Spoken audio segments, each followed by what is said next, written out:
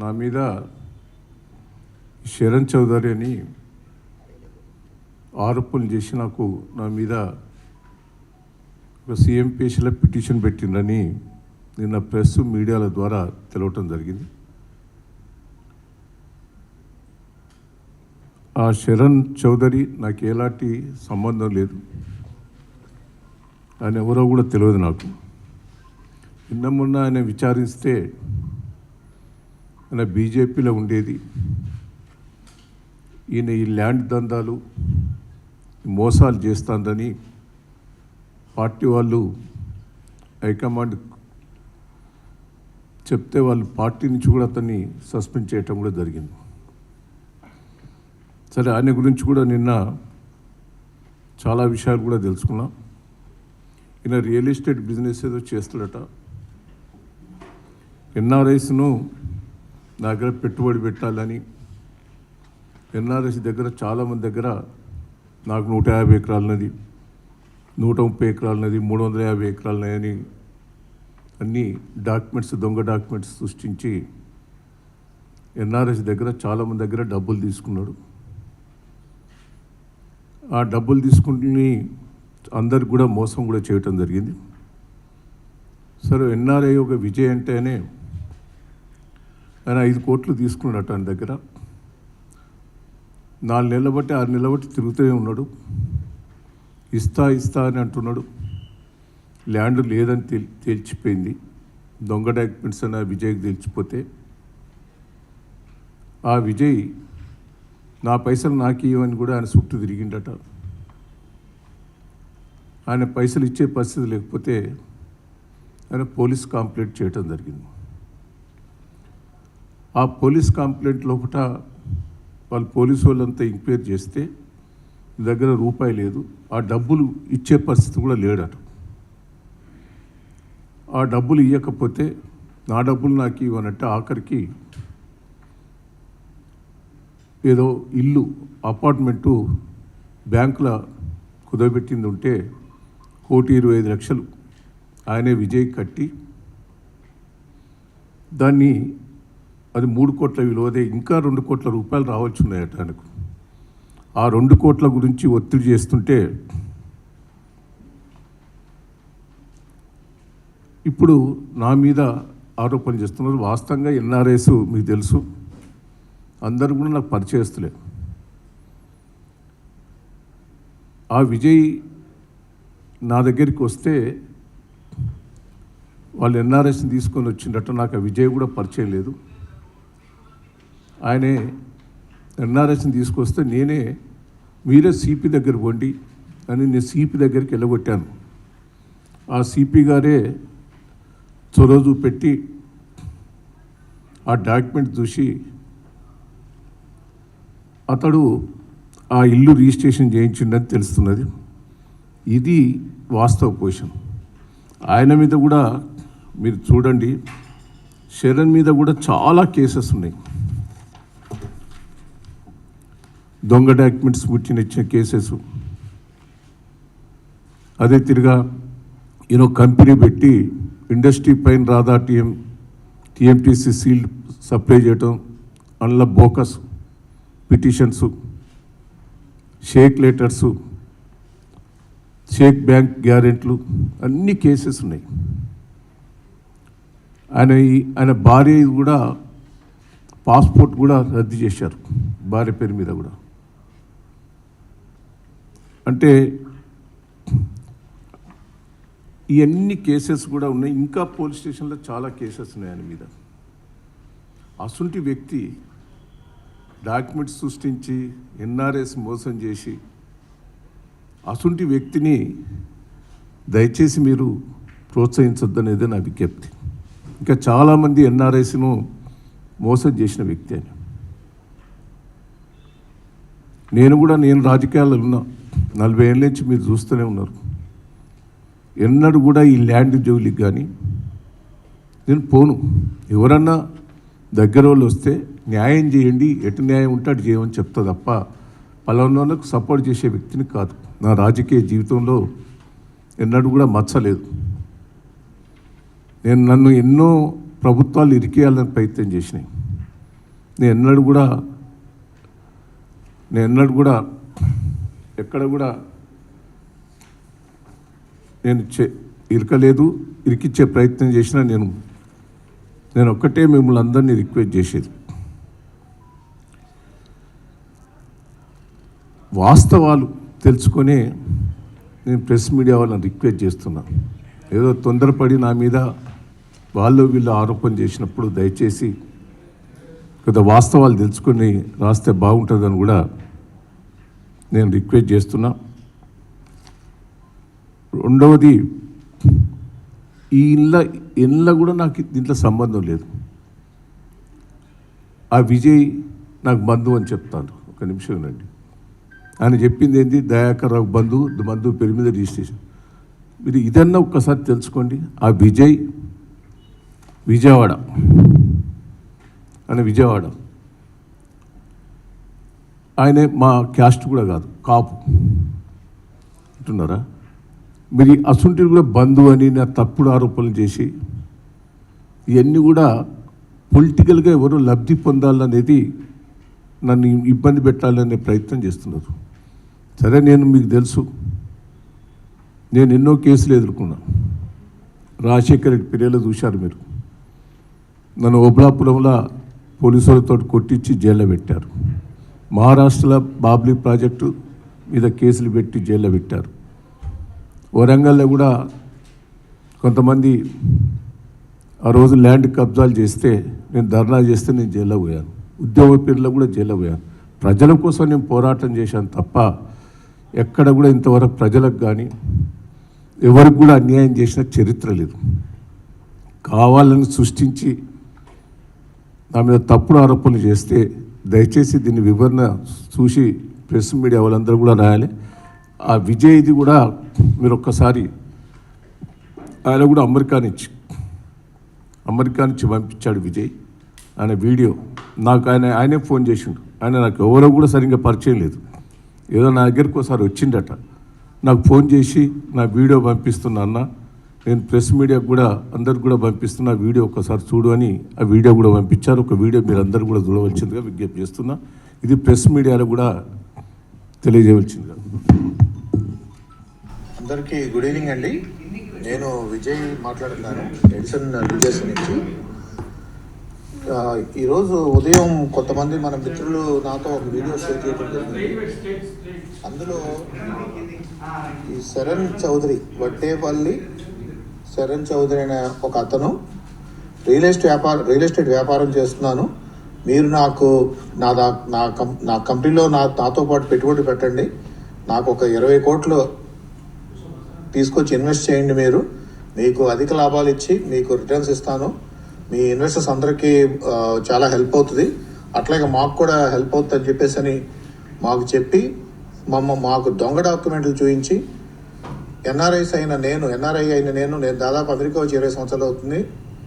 NRI అయిన నన్ను మోసం చేయాలనే ఒక దురుద్దేశంతో అతనికి 1 ఎకరం కూడా రిజిస్ట్రేషన్ కాకుండా నా పేరు 350 ఎకరాలు ఉందని నన్ను నమ్మబలికి నన్ను మోసం చేసి నా దగ్గర 5 కోట్లు అడ్వాన్స్ తీసుకొని ల్యాండ్ రిజిస్ట్రేషన్ చేస్తామని చేయకుండా 3-4 నెలలు ఆపి, తర్వాత మేము రిజిస్ట్రేషన్ చేయండి అని వెనకబడితే 6 నెలలు టైం గడిపి చివరికి నా ల్యాండ్ రిజిస్ట్రేషన్ చేయట్లేదు, నా డబ్బులు ఇవ్వకపోతే మేము వేరే దిక్కు లేక ఎవరిని అప్రోచ్ అవ్వాలో తెలియక, అక్కడ ఎవరితో మాట్లాడాలి, ఎలా మాట్లాడాలో, ఎక్కడ స్టార్ట్ చేయాలో తెలియక ఒక హై లెవెల్లో ఒక కమిషనర్ ఆఫీస్లో వెళ్ళి కంప్లైంట్ చేయాలని చెప్పే ఉద్దేశంతో ఎర్రబెల్లి దయాకర్ గారిని కలవడం జరిగిందండి. ఎర్రబెల్లి దయాకర్ గారు ఇక్కడ తానా కన్వెన్షన్కి మా మిత్రుడు ఒక ఆయన, మా క్లోజ్ ఫ్రెండ్, ఆయనతో ఒకసారి మాట్లాడాలంటే ఇట్లా జరిగింది, మమ్మల్ని చీట్ చేశారు ఎట్లాగా అని చెప్తే ఆయన మా వర్షన్ ఇంటాకి ఒప్పుకున్నారు.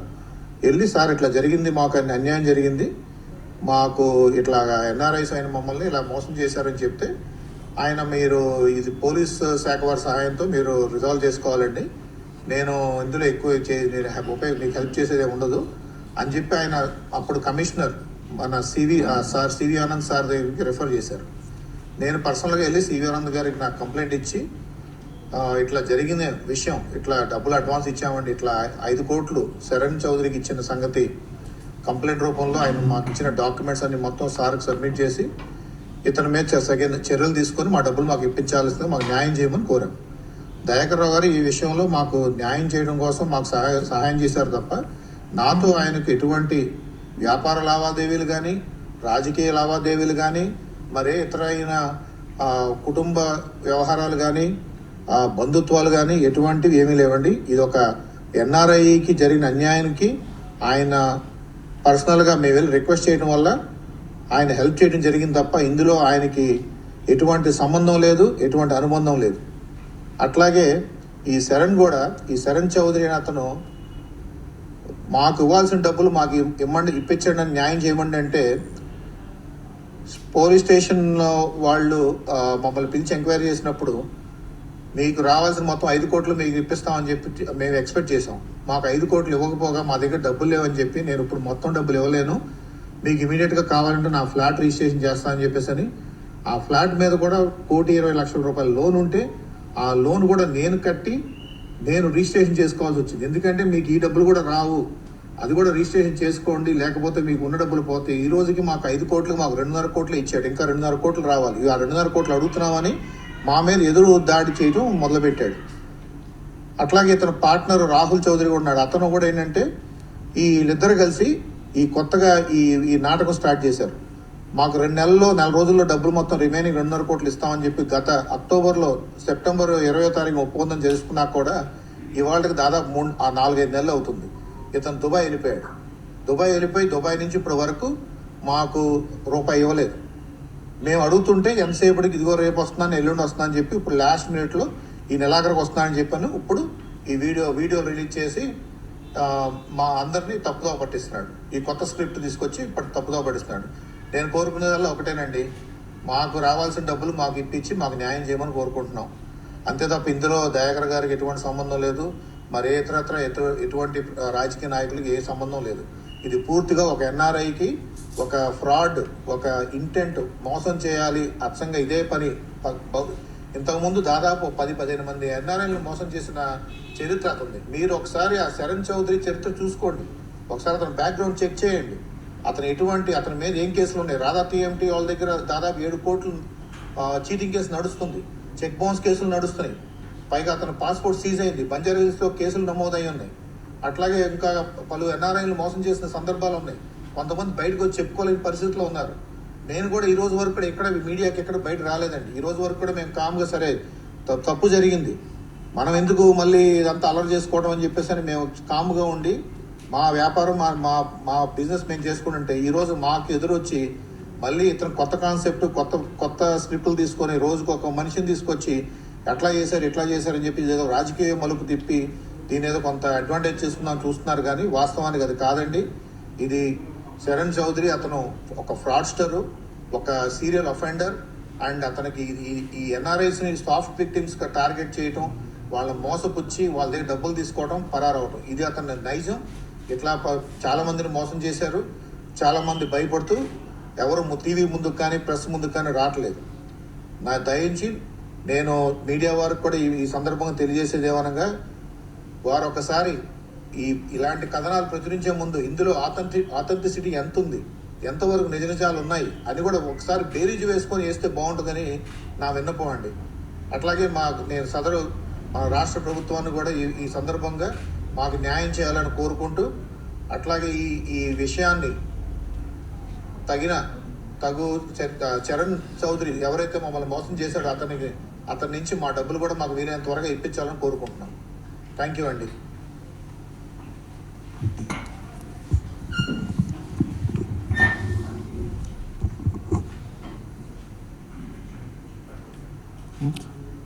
ఎందుకు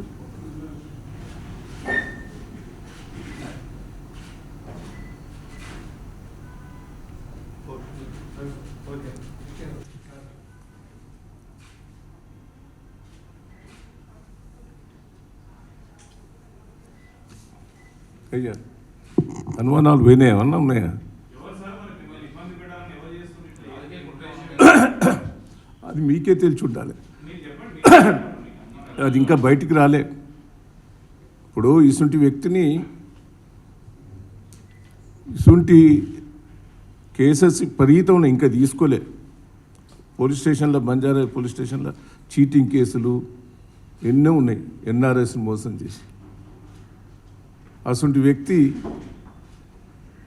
స్టేట్మెంట్ ఇస్తే మరి దయాన్న మీద మీరు ప్రెస్ మీడియాకి ఇస్త్రీ.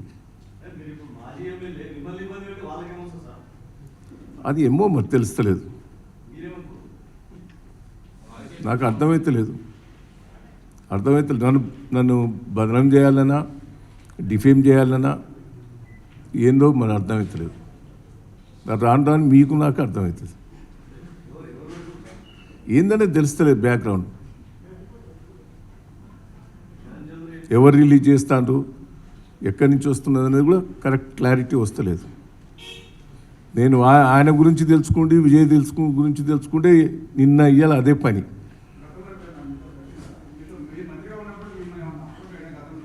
ఎవరు వచ్చిండని చెప్తున్నారు కదా, ఆయనే చెప్తా అండి.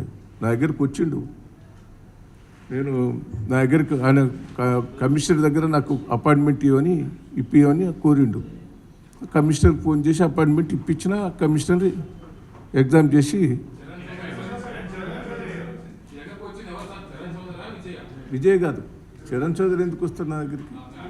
నరేందర్ రెడ్డి ఎన్ఆర్ఐస్ వచ్చారు, ఒక 3-4 కలిసి వచ్చారు. ఎన్ఆర్ఐస్ నాకు అమెరికాలో పరిచయం, వాళ్ళు ఎన్ఆర్ఐస్ కలిసి వచ్చారు.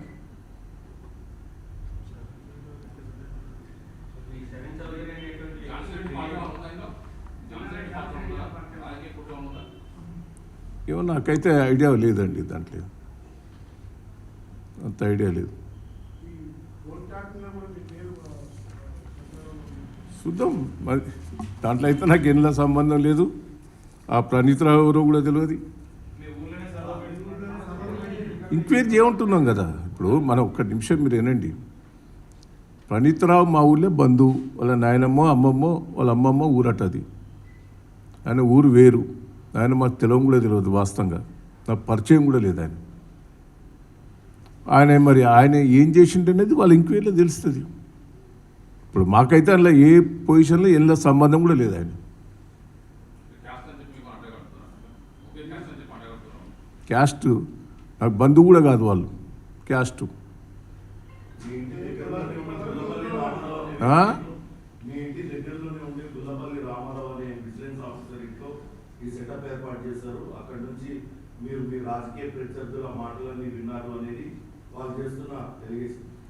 ఎంక్వైరీ తెలుస్తుంది కదా. ఇప్పుడు రామారావు వీళ్ళ కుటుంబం కూడా ఏ పార్టీ అనేది కూడా ఎంక్వైరీ చేయండి. నేను 30 ఏళ్ళ నుంచి వర్ధనపేట ఎమ్మెల్యేగా ఉన్నా. వాళ్ళ ఫ్యామిలీ ఏ పార్టీ, వాళ్ళ కుటుంబం ఏం పార్టీ, నాకెట్టా దగ్గర, అవన్నీ కూడా ఎంక్వైరీలో తెలుస్తాయి కదా. వాళ్ళ ఫ్యామిలీ కూడా ఏ పార్టీ అనేది తెలుసుకోవాలి కదా.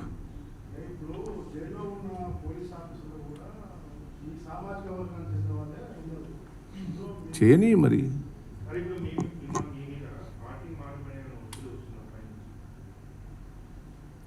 నేను ఏ పార్టీ ఒత్తిడి చేసినా నేను ఏ పార్టీలో మారేది లేదు. హైకమాండ్ నుంచి వస్తానే, నాకు కాదు, నాకు డైరెక్ట్ ఎవరు చేస్తలేరు. నా ఫ్రెండ్స్ వాళ్ళతో వీళ్ళతో మాట్లాడుతున్నారు. ఎక్కడి నుంచి వస్తున్నది ఎందుకు ఇప్పుడు అదంతా? నా ఇదిగా ఎన్ని డీటెయిల్స్ వద్దు, నేను ఏ పార్టీ మారేది లేదు. మీ కేసెస్ వివరాలు కూడా మీకు కొన్ని ఉన్నాయి.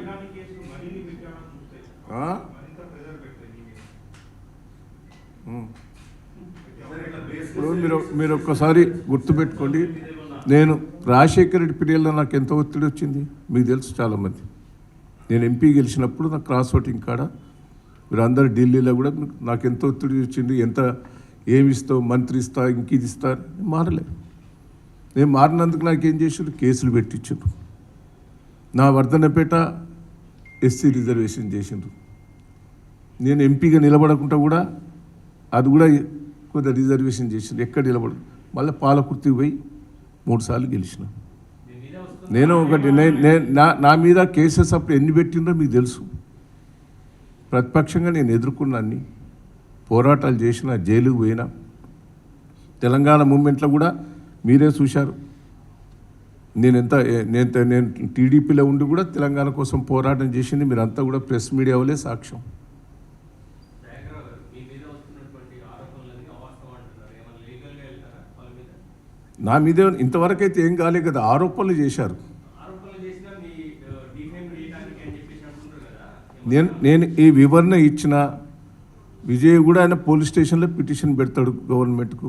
దాని మీద యాక్షన్ తీసుకోకపోతే నేను పోలీసుకు పోతా, నేను కోర్టుకు పోతా.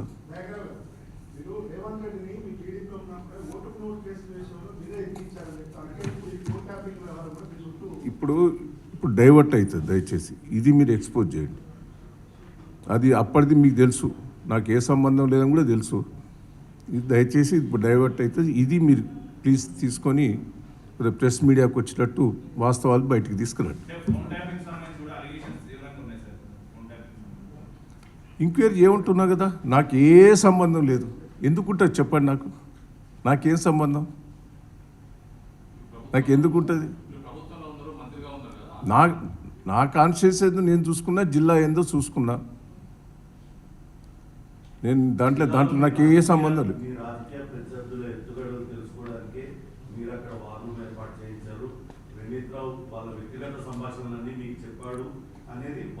వాళ్ళు కాదు, ప్రణీత్ రావుని ఎంక్వైరీ చేసిండ్రు. ప్రణీత్ రావు నాకు పరిచయం లేదని ఆయన స్టేట్మెంట్ ఇచ్చిండు. ఆయన నాకు తెలియదు కూడా తెలియదని ఇచ్చిండు.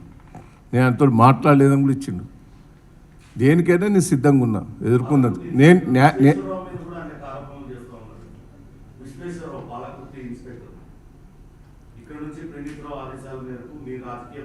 తప్పది. మీరు ఇన్నేళ్ళ బట్టి చూస్తున్నారు, మీరు కొత్తగా వచ్చినట్టున్నారు. ఇంకా వీళ్ళ ప్రెస్ మీడియా వీళ్ళ పాతోళ్ళకి ఎరికే. ఏ ఎస్ఐ చేసినా, సిఐ చేసినా, ఏ ఆఫీసర్ చెప్పినా న్యాయం చేయమని చెప్తా. నేను పలానోని లోపటేవనో ఇబ్బంది పెట్టోనో నా జీవితంలో ఎవరన్నా రోజు రిప్రజెంటేషన్లు వస్తాయి. వరంగల్లో నేను మార్నింగ్ కూర్చుంటే 2000 మంది కూర్చుంటారు లైన్లో. మా పిఎల్ చెప్పినా ఏం చెప్పినా అది తప్ప రైటా తెలియదు. వాళ్ళు ఇచ్చే పిటిషన్ కరెక్టా కాదా మనకు తెలియదు. ఎవరు వచ్చినా కూడా దీన్ని న్యాయంగా విచారించమని చెప్తా. నేను హైదరాబాద్లో ఉన్నా, ఎక్కడున్నా రెస్పాన్స్ అవుతా. ఇప్పుడు మీరు వచ్చినా రెస్పాన్స్ అవుతా. ఇది ఎటు న్యాయం ఉంటే అటు చేయమని చెప్తా. కానీ పలానా దిక్కు సపోర్ట్ చేయమని నా జీవితంలో చెప్పను కూడా.